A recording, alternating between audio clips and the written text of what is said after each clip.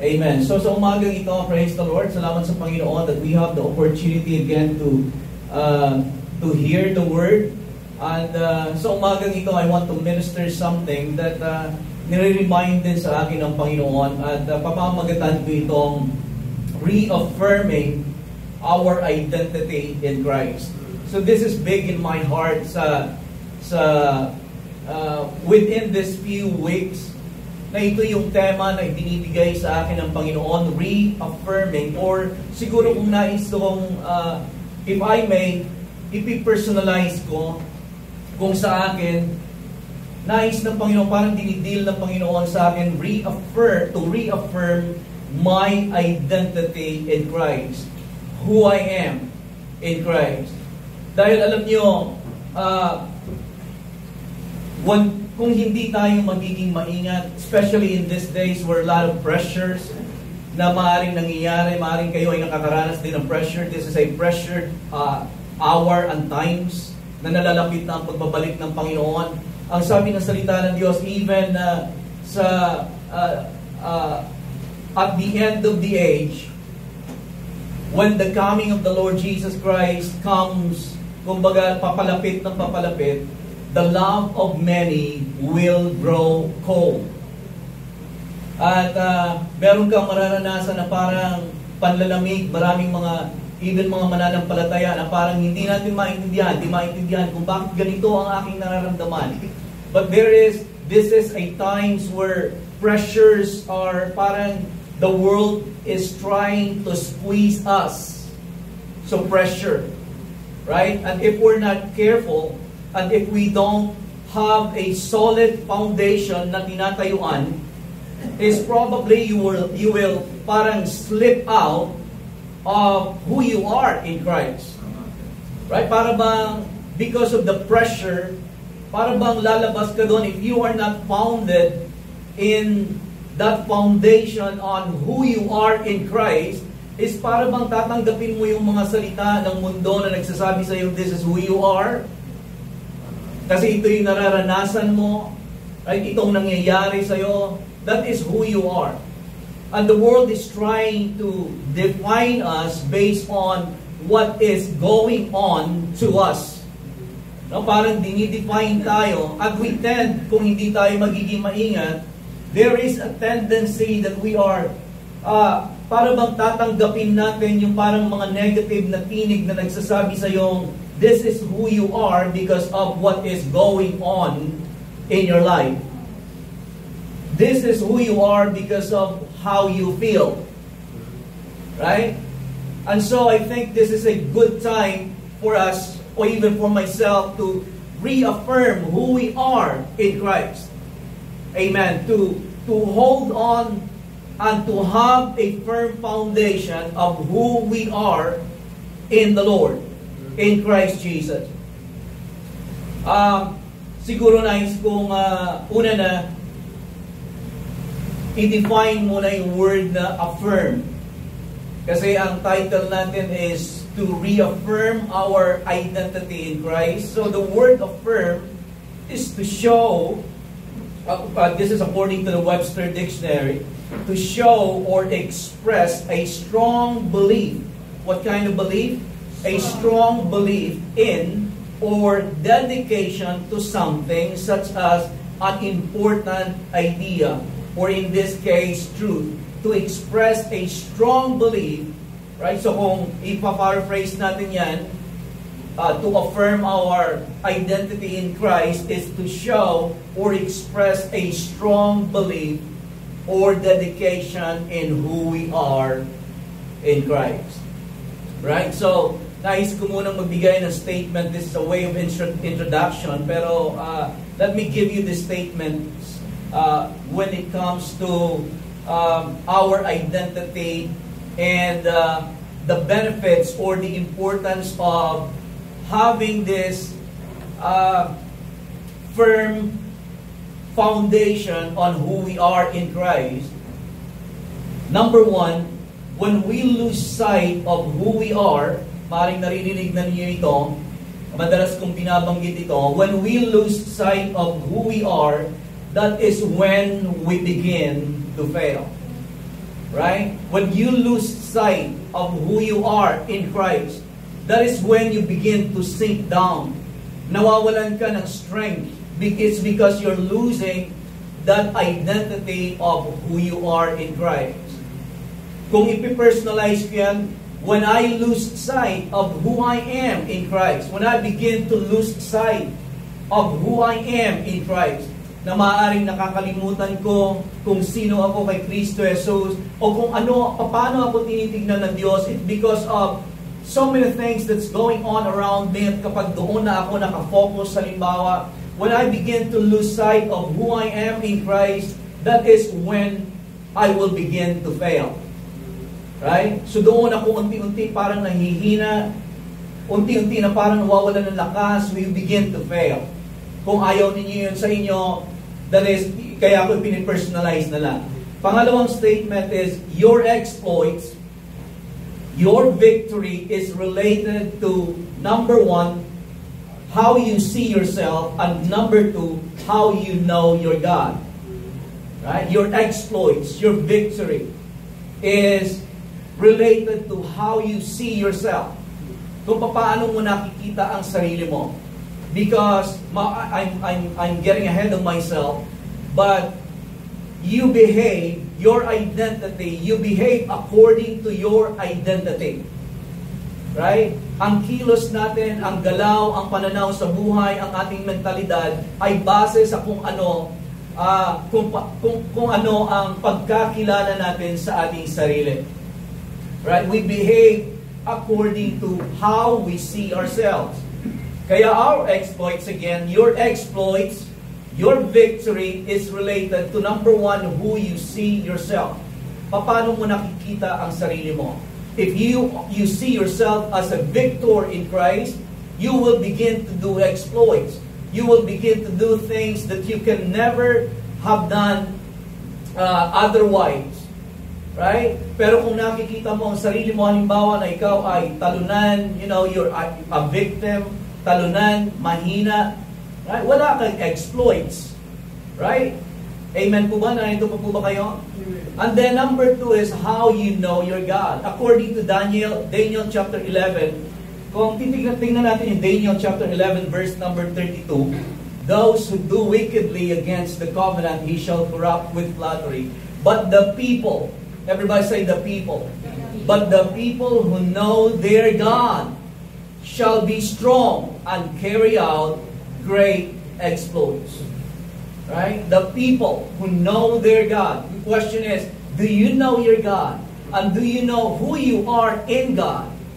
Right? Because the people who know their God will do exploits and will be strong rather, and carry out great exploits.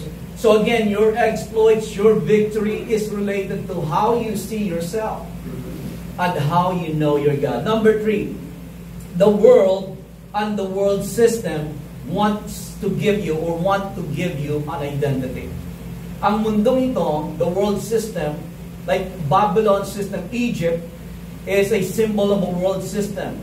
Babylon is a symbol of a world system. The world and the world system want to give you an identity.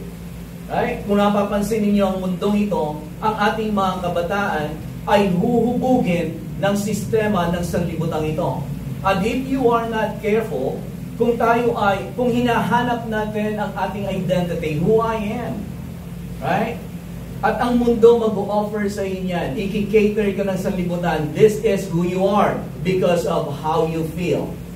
This is who you are, right? And if we're not careful, we tend to accept that, yung suggestion ng mundo kung sino ka. Right? Sasabihin na sa libutan na ganito ka sapagkat yan ang nararamdaman mo. Or according to Google, ganito ka. Right? But we don't. Your identity is not in the world.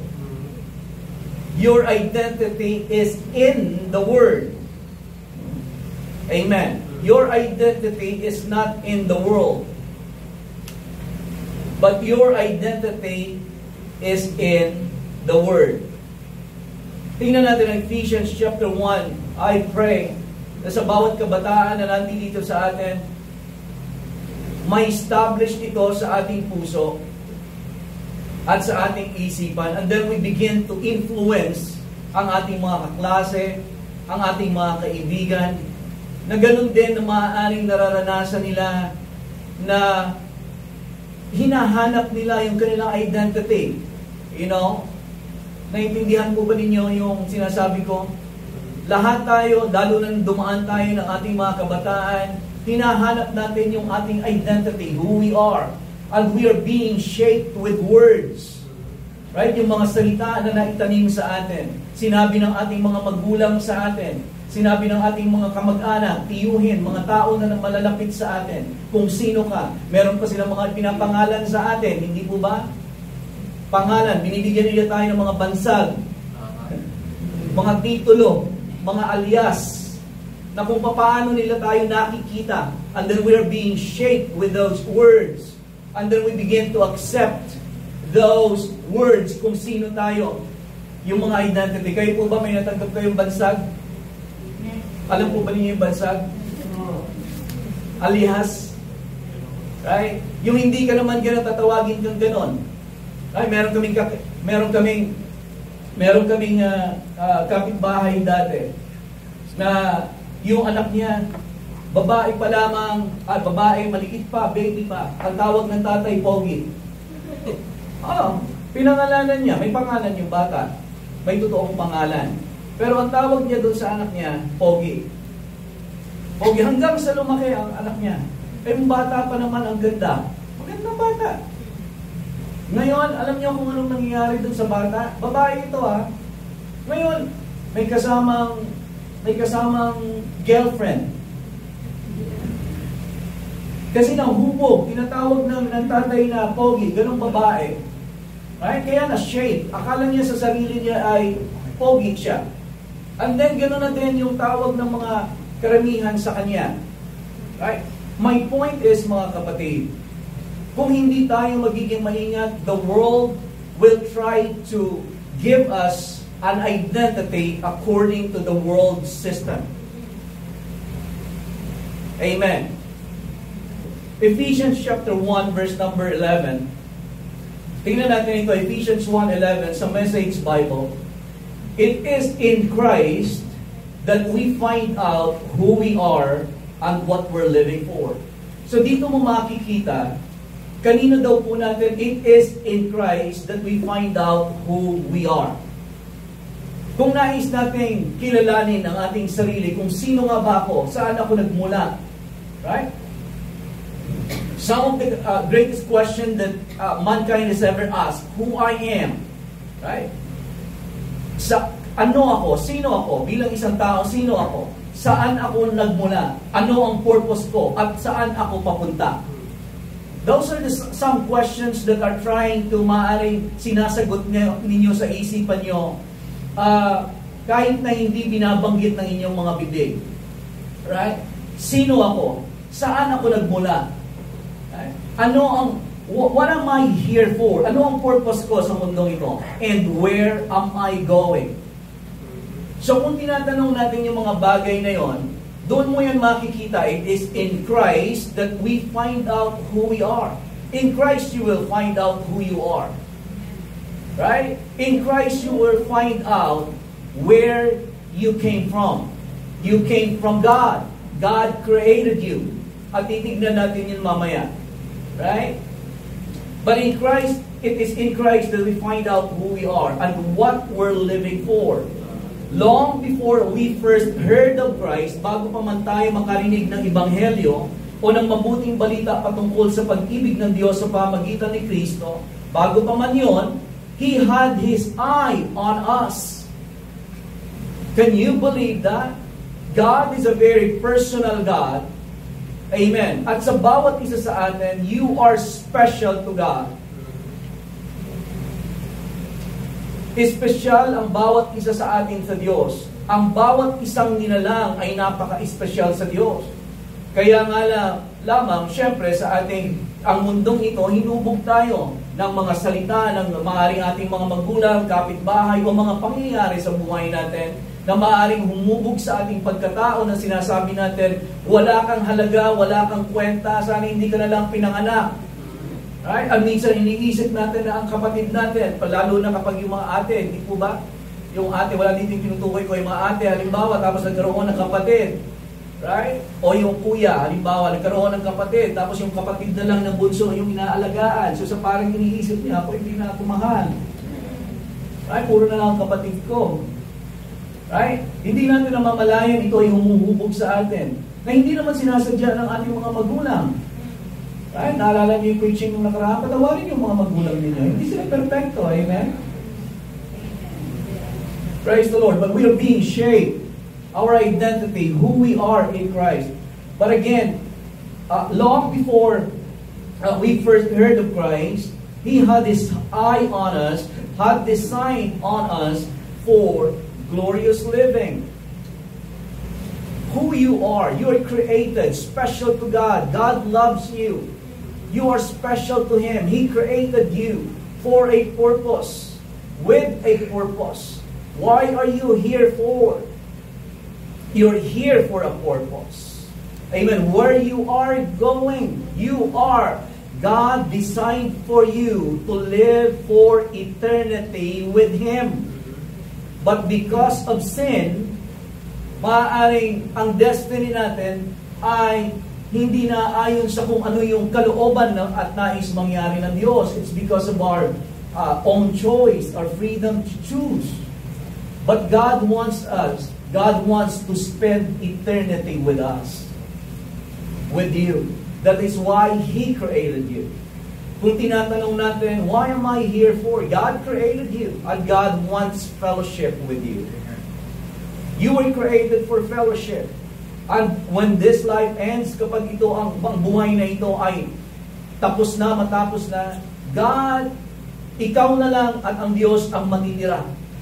Right? Tayo lahat. That's what I mean. Even kung mawala man ang mundo, God will still be with us throughout all eternity because He wants to spend eternity with you. Romans chapter 8 verse 29 sa Message Bible, babasahin din natin yan mamaya. God knew what He was doing from the very beginning. There is a God. Everybody say, there is a God. And God knew what He was doing from the very beginning. Amen.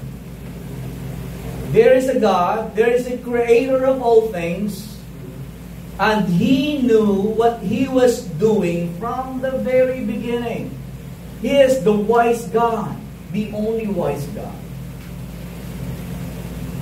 He decided from the outset is mula pa sa simula, He decided from the outset to shape the lives of those who love Him along the same lines as the life of His Son. So ang bawat buhay, alam ng Diyos ang Kanyang ginagawa. Ang bawat buhay na nilikha, ang bawat buhay na pinanganak, ang disenyo ng Diyos ay maging kalarawan ng Kanyang anak na si Jesus. To share the same life along with the life of His Son. Maging katulad ng nag-iisang anak ng Diyos. The Son, S-O-N, that Jesus, the Son stands first in the line of humanity He restored. New creation yan siya. Humanity He restored. The new creation man. The Son stands first in the line of humanity He restored. We see the original unintended shape of our lives. Saan? In the world? Saan po? We see the original unintended shape of our lives where? There in Him. In Christ. We see the original unintended shape of our lives there in Christ. So kung nais mong malaman kung sino ka, bakit ka nandito sa mundong ito at saan ka papunta? Right? Makikita mo yan siya kung sino o makikita mo yan siya walang iba kundi kay Kristo Jesus. Ang shape mo sa buhay. Kasi yun yung disenyo ng Diyos na maging kalarawan tayo ng Kanyang nag-iisang anak. Statement number 4. Your identity determines your behavior. Kaya sinasabi natin ito, parang, why is it important to be established in our identity in who we are in Christ? Because your identity determines your behavior. Meaning to say, we behave based on who we believe we are. We behave based on who we believe we are. Mamumuhay tayo. Ang ating actions, reactions, ang ating pag-iisip ay nakabase kung ano ang pagkakilala natin sa ating sarili. You will begin to act who you are based on what you believe you are. Hindi ko na siguro babalikan pa yung kwento patungkol sa eagle. Sino nakarinig ng kwento patungkol sa eagle? Ba narinig na ninyo yun? So hindi na napasama doon sa maraming mga manok at akala niya naging manok siya. Ay, akala niya talaga manok siya. Kasi nabuhay siya doon sa barn, napulot lang siya ng isang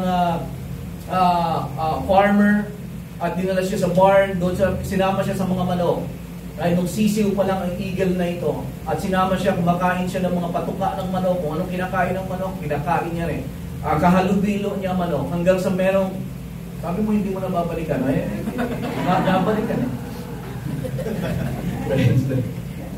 Hanggang sa merong nakita siya, may dumaan doon sa farm na isang naturalist, yung nag-aaral sa nature and everything. So, nakita. Sabi niya, anong ginagawa ng agilang ito sa kawan ng mga manok, sa kulungan ng mga manok? Sabi niya, diyan ko na yun siya nilagay, kasi kasama niya yung mga manok, kumakain ng mga patuka ng manok, nag-behave na siya na parang manok. So, pabayaan mo na yan dyan. Sabi ng naturalist, well, hindi yan manok. Agila yan. So, kinuha niya itong agilang ito at dinala niya doon sa, tinaas niya ang agila at sinabi niya, you are an eagle, you don't belong to the earth, you belong to the sky. At tapos hinagis niya ang eagle. Paghagis niya gano'n, bumalik pa rin doon sa kawan ng mga manok, doon sa kulungan ng manok, balik pa rin siya, tuka siya ng tuka doon. Hanggang sa kinuha siya ulit ng naturalist, dinala doon sa bubungan. At sinabi doon ng naturalist, sabi niya, you are an eagle. You don't belong to the earth, you belong to the sky. Right? Spread out your wings and fly. Paglipad ng eagle ng ganon, papunta pa rin doon sa kulungan ng mga manok. Doon pa rin siya balik, kain na naman siya. Hanggang sa ikatlong beses, kinuha siya ng naturalist, hindi sumusuko sa kanya naturalist. Dinala siya sa bundok, doon sa mataas na bahagi, na kung saan may cliff. Right? At tinaas niya yung eagle ng ganon. Pagtaas niya, tinutok niya yung mata ng eagle doon sa araw at sinabi niya, you are an eagle. You don't belong to the earth. You belong to the sky. Spread out your wings and fly. Right? Nung makita ng eagle yung sikat ng araw, andun binitawan siya ng naturalist, biglang ikinampay ng eagle at gumawa pa ng right? At kinampay niya yung kanyang pakpak, and then he soar high, at hindi na siya bumalik doon sa kulungan. But the point is, you are an eagle, you belong to the earth. You don't belong to the earth, you belong to the sky. Kaya lang, you will behave according to what you see and what you believe you are. Amen. Lahat tayo ay ginawa ng Diyos ng mga agila. We have the DNA of God on the inside of us. We find the original shape, unintended purpose of God for our lives there in Him. We have the life of God. Jesus is the first among many brethren. He has the DNA of the living God.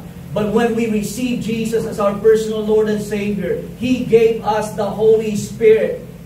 Amen. Now the greater one lives on the inside of us. We were born again. At tayo pinanganak na muli. We were born from heaven. Amen. We're heavenly beings. Amen. We are born again. Meron tayong mga DNA ng Diyos. Subalit tayo ay nabuhay sa mundong ito na kasama ng mga manok, kasama ng mga natural na mga tao, na akala ng mga tao mundo lang, na hindi nag-iisip that there is life after death, that there is God who cares, that there is God who wants to spend eternity with them.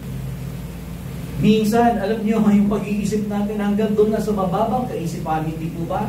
Because there are some things that we enjoy on this earth without realizing that there is a better place where God wants to spend eternity with us. Pero ang identity natin na shape ng mundong ito. Amen. Nasusundan po ba ninyo ako? At doon, the enemy has been working overtime to shape your identity with lies na sasabihin sa'yo, dito ka, ito ka, sino ka, ganito ka. Kung ano man ang gusto mong marating sa buhay, gawin mo. Without even thinking that there is an eternity, there is a God who created you, that there is a God who has purpose on your life. Amen. Ang gusto lang natin ma-enjoy ang buhay dito sa mundong ito. Right? At ang masakit doon, because this life will end. Nakakala natin, alam niyo, mga bata pa tayo, di ba? Parang wala tayong takot. Kung anong gusto natin gawin, gagawin natin. Kung paano tayo, halimbawa, nung nagmumotor-motor pa ako nung dati, nung bata-bata pa ako, kala ko, parang walang takot. Pero nagkakaedad ka, you become wiser. Nag-iisip ka na ngayon. Amen. Hindi dahilan sa takot ka, pero lumago na ka sa karunungan. Right? Dati, alam nyo, dati nagpunta ako ng Saudi Arabia when I was 20 years old. Wala akong kaalam-alam. Right? Pumasok ako ng restaurant. Nag-aral lang ako ng hotel and restaurant management for 6 months. Pagdating ko doon, parang sabi ko, I can do almost anything. Kaya ko maging cook. Nang wala naman akong experience. My point is, ganun kalakas ang loob ko. Right? Parang wala akong kinatatakutan, but as I grow older, you begin to realize that life is fragile. Amen. Ano ibig sabihin ng life is fragile? Sometimes, maaaring ang tingin mo ay nasa mataas ka, na parang wala ka, okay ka. But all of a sudden, something strikes you and then you go down. That is how fragile life is. Amen. Na okay ka lang sa tingin mo, okay ka. Because you're young. Amen. Wala kang kinatatakutan. You can do almost anything you want to do, especially pag may pera ka. Pag kumikita-kita ka na. But wait until something strikes you and puts you down. Amen. Hindi ko sinasabi ito para takutin kayo. But destruction, pride comes after. Pride comes before destruction. Alam natin yan sa mundo. That is wisdom. That is from Proverbs. Kung tayo ay magmamalaki, magmamayabang sa mundong ito, wait. Because pride comes before destruction. Kung pupunta ka, halimbawa ng balikatan, mauuna ang saging. Street. Hindi po ba? Balikatan, pag pupunta ka doon, dadaanan mo yung saging street. So, ibig sabihin, pag papunta ka sa distraction, ang una niyan, pride.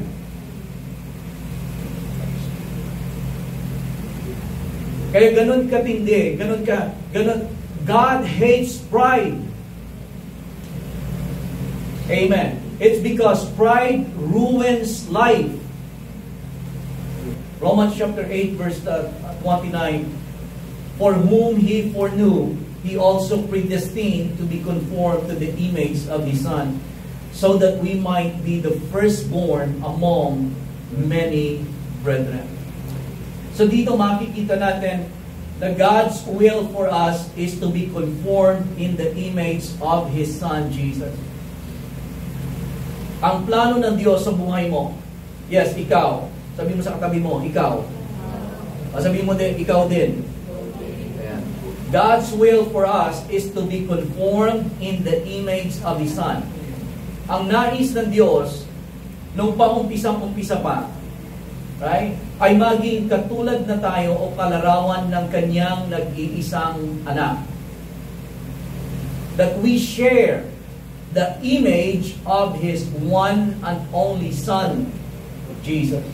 Yun yung intention niya, divine intention for the new creation.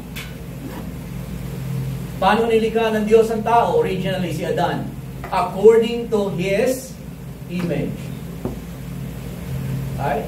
According sa image ng Panginoon, ng Diyos, nilikha niya ang tao. Nabasag ito, ang wangis ng Diyos ay nawala ni Adan.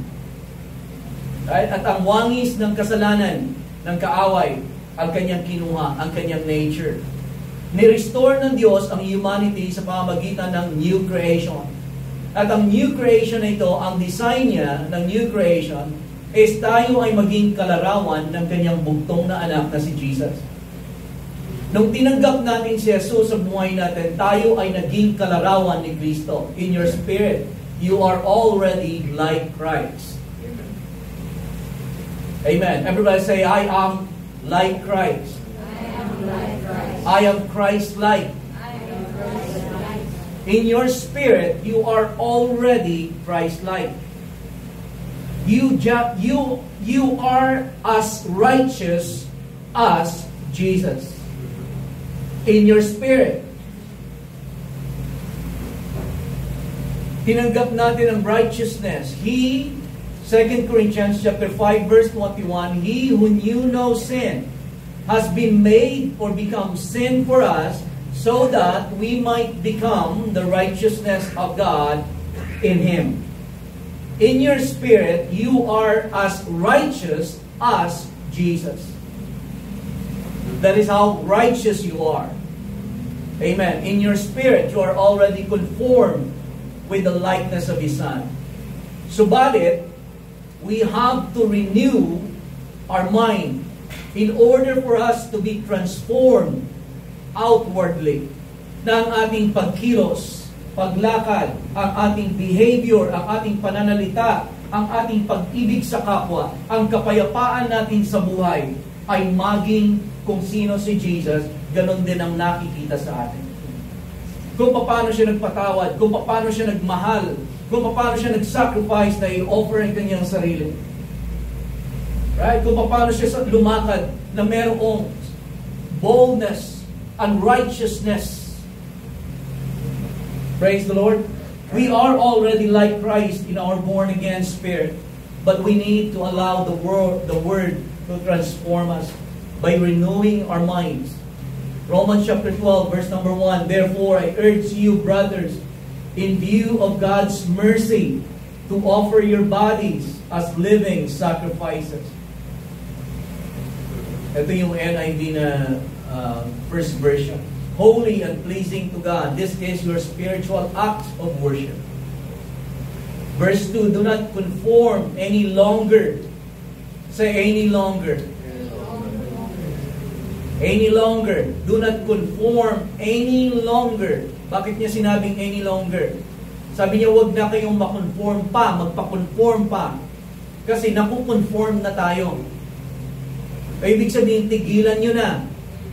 Wakasan na ninyo. Do not conform any longer to the pattern of this world, but be transformed. Magkaroon kayo ng pagbabago by the renewing of your mind. So saan nanggagaling ang pagbabago, mga kapatid?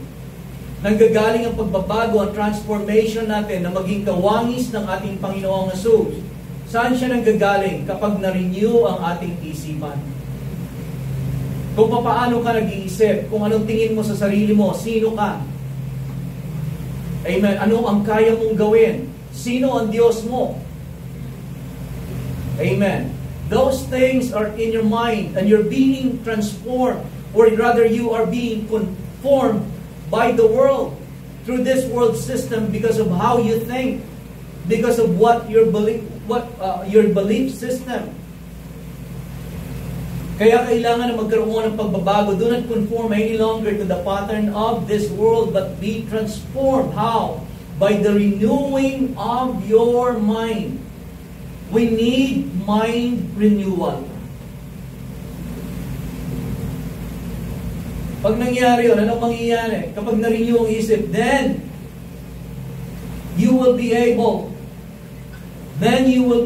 to test and approve. Mapapatunayan natin. Mapapatunayan mo, ma-approve mo that God's will is is good, pleasing, and perfect. Mapapatunayan natin kapag na-renew ang isipan natin, nag-iisip tayo according to the Word and not according to the world, makikilala mo ang Diyos. Malalaman mo ang kanyang kalooban. Na ang kanyang kalooban pala is good, pleasing, and perfect. Nakakala natin, hindi po ba gusto nating patakbuhin ang buhay natin? Kasi gusto natin na yung good, gusto natin yung pleasing, gusto natin yung perfect. Right? Kaya nais natin patakbuhin ang buhay natin. Na ayaw natin na merong ibang nagpapatakbo sa buhay natin. Kasi gusto natin good and pleasing. Pero not realizing that the good, the pleasing, and the perfect will for your life cannot be found in the world, cannot be found in your plans, but only in the plan of God. Pero mangyayari lang yon if your mind is being renewed by the Word. Amen. Sa Phillips translation, don't let the world around you squeeze you into its own mold. Madalas ko nang sabihin to whenever I read this scripture. The world, ang mundo ay merong tinatawag na molding chair. Tayong lahat ay nakaupo. At kung hindi tayo intentionally, we don't let the Word of God transform us, ang ginagawa natin ay parang umuupo lang tayo doon sa tinatawag na molding chair of the world. Kung pinababayaan natin na ang mundo ang nagsasabi sa atin kung sino ka, sino tayo, ano ang kaya mong gawin, anong hindi mo kayang gawin, ganito ka talaga, wala ka nang mangyayari sa buhay mo, pinanganak ka ng ganito, hindi ka talaga gustong ipanganak ng magulang mo, right? At sasabihin sa'yo ng mundo, ganito ka, pwede mong gawin ang anumang gusto mong gawin, right? We are sitting on that molding chair of the world. At pinababayaan lang natin na ang mundo ang siyang humuhubog sa atin. And the problem is, kapag tayo ay inuhubog ng sanlibutan, we begin to act and behave like the world. Amen. Namumuhay tayo sa mundo, namumuhay tayo ng taga-mundo. Ginagawa natin ang mga makamundo without us realizing that life has a higher flow. Amen. Life has a higher purpose. May plano ang Diyos sa buhay mo. Hindi mo pa natatap ang iyong tunay na potential. Marami sa atin dito, maaaring sa generation na ito, gagamitin kayo ng Panginoon sa generation ninyo. Pero maaaring kayo ay natatakot. Parang tinitingnan niyo ang sarili ninyo na hindi ko kayang gawin yan, ganito lang ang napag-aralan ko. Right? But when you begin to embrace who you are in Christ, and you begin to affirm that, and believe firmly, and be persuaded of that, you will begin to rise up. Amen. And then you will begin to see God as He is your provider. He is your strength. He is the one who goes before you. Yun, magkakaroon ka na ng exploits. Gagawin mo na mga bagay na hindi mo mahinagap dati, hindi mo kayang isipin kung paano mo magagawa. But when you begin to grow into who you are in Christ, you will begin to do exploits. Amen. Hindi ka na papayag na inaapi-api ka ng kaaway, ng diablo. Right? Huwag sa tao, ha? Sinabi mo halimbawa, huwag niyo ako apa-ipihin, ma! Pa! Right? Magpasakop pa rin tayo. Amen? Subalit sa kaisipan ng kaaway, halimbawa, sa mundo, hindi tayo nagpapahubog. I know who I am in Christ. Amen. Amen po ba? Amen. So magbibigay lamang ako ng tatlo siguro before we close. This is what I do. I need to be reminded of myself. Kung tayo ay medyo nadi-discourage, kung tayo ay pero parang nakakaramdam na tayo ng squeeze sa mundong ito, this is what I do. I reaffirm who I am in Christ. Three things I remind myself. Number one, that I am called. Jeremiah chapter 1, 4, 5.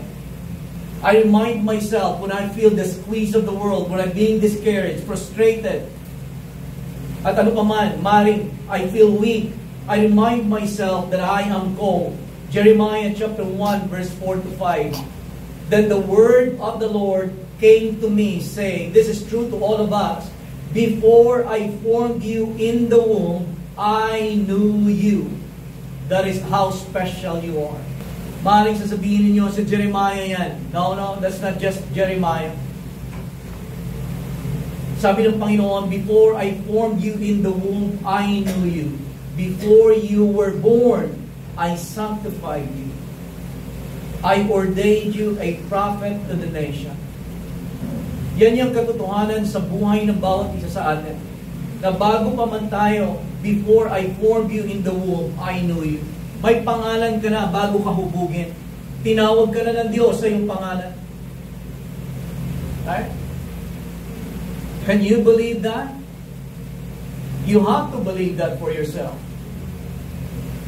Sasabihin mo maaari, pastor, maaari, bakit yung ibang mga bata pinapanganak ng deformed?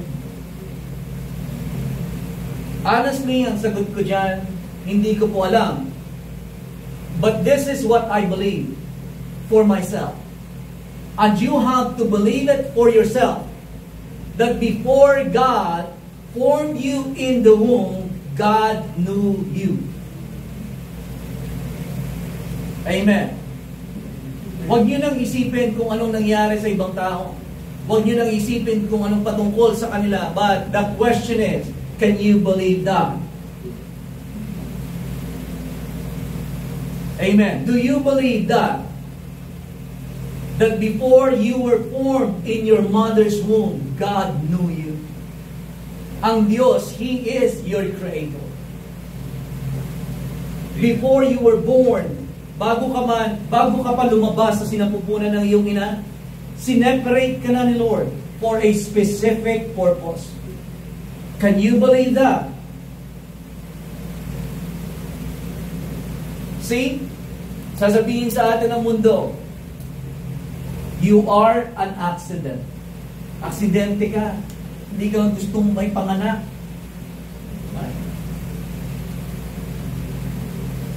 Amen. But this is what the Bible say about who you are.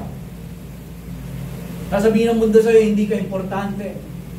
Wala kang halaga, wala kang kwenta.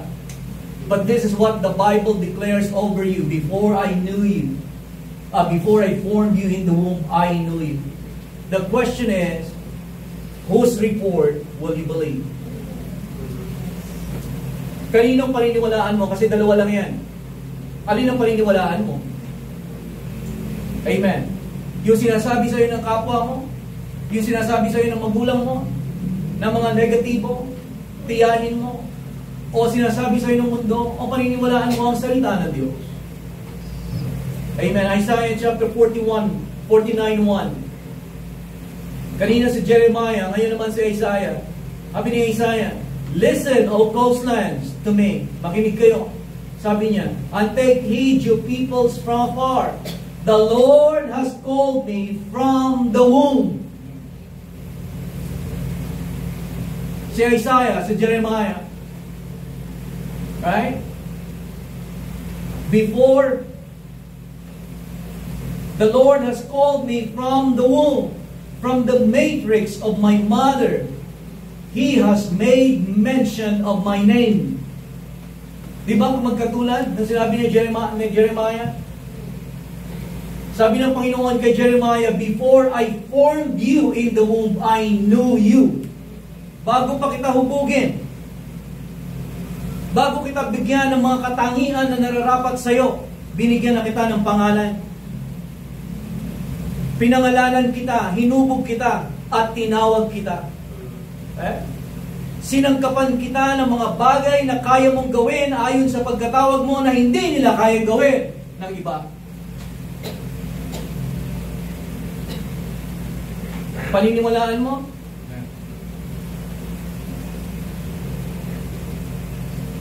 Amen. O alin ang paniniwalaan mo? Ang sinasabi sa'yo ng mundo? O ang sinasabi sa'yo ng Diyos? That before I formed you in your mother's womb, I knew you. From the matrix of my mother, sabi niya ni Isaiah, He has made mention of my name. Hallelujah. Tingnan natin ang sinabi ni Paul, Galatians chapter 1, verse 15. But when it pleased God, who separated me from my mother's womb. Si Paul, Jeremiah, Isaiah, si Paul. It pleased God who separated me from my mother's womb and called me through His grace. You see, hindi tayo aksidente. Hindi aksidente ang pagkapanganak sa'yo. Maaaring aksidente na ang magulang mo for whatever reason na ipanganak ka o nabuntis ka. Whatever reason. Pero sa Diyos, walang aksidente. God has a plan. Amen. And He knows every detail about your life. So kung tatanungin mo, halimbawa, saan ko? Ang buhay ko. Who am I? What am I here for? And where am I going? Saan mo yun siya makikita? Doon sa lumikha sa'yo. Na nagsabing, before I formed you in the womb, I knew you. Before you were born, I have called you. I have ordained you. So kung hinahanap mo ang katanungan, hinahanap ng tao, nagtatanong ng tao, who am I? Where have I come from? Who am I? What am I here for? And where am I going? Sino makakasagot niyan? Yung manilikha mo na humubog sa'yo. Amen. But we tend to find out who we are, our identity, in so many other places. Sa Google, sa iba't ibang mga libro, sa sinasabi ng tao. Subalit, hindi natin tinitignan at hindi tayo pupunta sa sinasabi ng Diyos patungkol sa atin. Psalms chapter 139, verse number 13 to 16. For you formed my inward parts. You covered me in my mother's womb. I will praise you, for I am fearfully and wonderfully made. Marvelous are your words, and that my soul knows very well. My frame was not hidden from you when I was made in secret, and skillfully wrought in the lowest parts of the earth. Your eyes, verse 16, saw my substance being yet unformed. Tinitignan ka ng Diyos. Meron na siya. Sabi ng Panginoon sa Jeremiah, before I formed you in the womb, I knew you. May pangalan ka, unang ginawa ng Diyos. May purpose siya, may pangalan ka, tapos hinubog ka sa sinapupunan. At nung hinuhubog ka, dyan lumalago, right? Isang 1 week, 2 weeks, sa tiyan ng nanay mo, ang nangyayari, pinagmamasdan ka ng Diyos. Your eyes saw my substance being yet unformed. Nagdi-develop ang kamay mo, nagdi-develop ang paa mo, hindi ko alam kung pagkakasunod-sunod yan. Kasi baka pag may nakikinig na doktor, hindi po yan ganyan. Balik-baliktad. Amen. But you saw my substance being yet unformed. At hindi lang yun. In your book, they were all written, the days fashioned for me, when as yet were none of them. So hindi ka pa pinapanganak, wala pang first birthday, meron nang nakatala ang Panginoon na plano sa buhay mo. May fashion, an orchestrated design for your life. Amen. Ba't ganito ang nangyayari sa akin? Kung may plano pala ang Diyos sa buhay ko. Which would you believe? Anong paniniwalaan mo? But I believe that before God formed me in my mother's womb, God knew me. He saw my substance before I was born. Amen. Hallelujah. Kung kinilala ka ng Diyos sa sinapupunan ng nanay mo, ang nanay mo, sinadya din ng Diyos na maging nanay mo.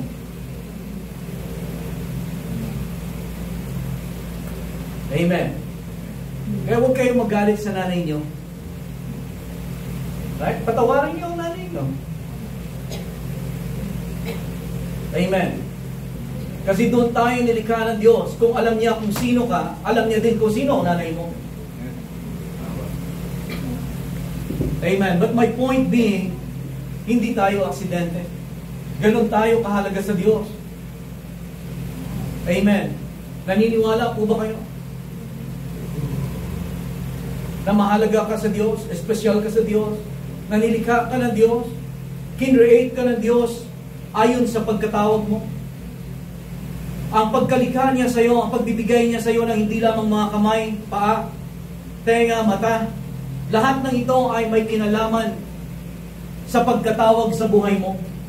Pero maliban doon sa physical na aspect ng buhay mo, niligyan ka niya ng mga giftings, anointings, mga kakayanan na tanging ikaw lang ang makakagawa, na hindi kayang gawin ng iba, magagawa man ng iba ito. Pero natatangi ang katangian mong ito sa ipinagagawa sa iyo ng Diyos, that no one can do it better than you. Hindi lang natin nadidiscover ang potential natin, hindi po ba? Because we let the world around us squeeze us into its own mold. Hindi natin hinanap ang tunay na identity natin sa Panginoon. Hindi natin in-affirm, hindi natin sinabi, Panginoon, thank you that I am fearfully and wonderfully made. Amen. Hindi natin matanggap ang ilong natin. Hindi natin matanggap ang mga katangian natin, but we are fearfully and wonderfully made. Amen. Minsan nakatuon tayo masyado doon sa panlabas that we forget who we are. The greatness of the God that we serve who lives on the inside of us. That He has given us everything that pertains to life and godliness. Amen. Tatlo na lang. I am called. Number 2, I am chosen. Dalawa pala. I am chosen. This is what we should remind ourselves. Hindi lamang tayo tinawag, but I am chosen. John chapter 15:16. You did not choose me, sabi ng Panginoon, but I chose you. I appointed you. Now think about this. Gaano ka espesyal kapag pinili ng Diyos? Kapag pinili ka, halimbawa, sa karamihan, sa 10 halimbawa, dumating yung boss mo at pipiliin ang isa sa inyo. Right? So halimbawa sabihin sa mga empleyado, you gather around me, you 10 employees, and I will pick one of you for specially to serve me. Right? Magiging close kayo sa akin, parang kanang kamay. At ikaw yung napili among sa karamihan. How would you feel about that? Di ba, anong term ang naisip mo? Sige, sagot. Honor. You'll feel honored, right? Para ka ng parangalan, kasi amongst many, you've been chosen. Sabi ng Panginoon, you did not choose me, I chose you. You are chosen. You are appointed.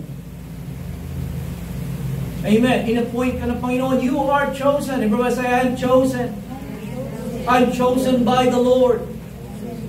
Pag bulay-bulayan mo yun, pinili ka ng Diyos whenever you feel inadequate, whenever you feel weak, whenever you feel that, Lord, ano ba naman ito? Balpak na naman ako. I just remind yourself that, Lord, I didn't choose you. You chose me. Lord, I am chosen. And number 4, and number 3, that I remind myself that I am anointed. Amen. I have the anointing from the Holy One. I know all things. And my favorite scripture is Colossians chapter 1, verse 28 and 29. I am anointed for my purpose. Ito ay ilan lamang sa mga bagay na binibigay ko sa inyo. Of course, napakarami pang mga verses, napakaraming scriptures, of course, of knowing who we are in Christ. Nandito yon. I am the righteousness of God in Christ. I am new creation in Christ. I am born from above. I am not of this world. Amen. I have the Zoe life of God in me. But I am called. I am chosen. I am anointed. Colossians chapter 1, last verse. Colossians chapter 1, verse 28 and 29. We proclaim Him. Him we preach, warning every man and teaching every man in all wisdom, that we may present every man perfect in Christ Jesus. Verse 9, to this end I also labor, striving according to His working, which works in me mightily. Yun yung His working, yun yung anointing niya. To this end I labor, nagpapagal, striving, but that is according to His working, which works in me mightily. The thing that works in me mightily is what I call the anointing. Amen. Basahin natin ito sa Amplified and then we'll close. We proclaim Him, warning, instructing everyone in all wisdom, that is, with comprehensive insight into the Word and purposes of God, so that we may present every person complete in Christ, that is mature, fully trained, and perfect in Him, the anointed. Verse 29, for this labor, often to the point of exhaustion, na-exhaust, nagsistrive, naglilabor, striving with His power and energy, which so greatly works within me. I call that the anointing. May labor, pagpapagal, frustrate, minsan nadidiscourage, but striving with His power and energy with the anointing. So I am called, I know that I'm called. Amen. That before God formed me in my mother's womb, He knew me. And before I was born, He called me apart. And He has appointed me. Amen. I am chosen. I am anointed. I am the righteousness of God in Christ. I am a new creation. I am not of this world. I am born from above. Hallelujah. Amen. So reaffirming our identity in Christ. And I pray, mga kapatid, don't let the world around you squeeze you around its own mold, but let God transform you by renewing our mind, so that upang tayo ay maging maranasan natin ang tunay na paglagong spiritual, maging kalarawan tayo ng ating Panginoong Jesucristo sa ating paglakad, pamumuhay, pananalita, at sa katagumpayan ng buhay na ito.